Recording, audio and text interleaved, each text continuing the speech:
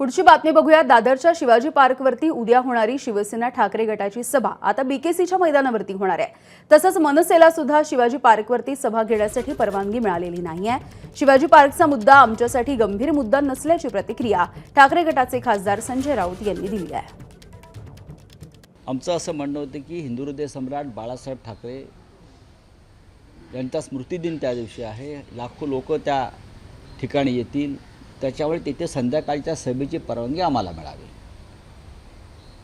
पण आम्हाला प्रशासनानं परवानगी दिली नाही। एक दिवस आधी म्हणे काहीतरी 12 तास आधी या लोकांनी परवानगी मागितली।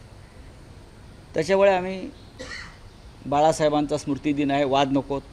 सांगता सभा जी आहे मुंबईतली सगळ्यात मोठी, ही 17 तारखेला सायंकाळी 6 वाजता माननीय उद्धव ठाकरे यांच्या प्रमुख उपस्थितीमध्ये बीकेसीलाच होणार।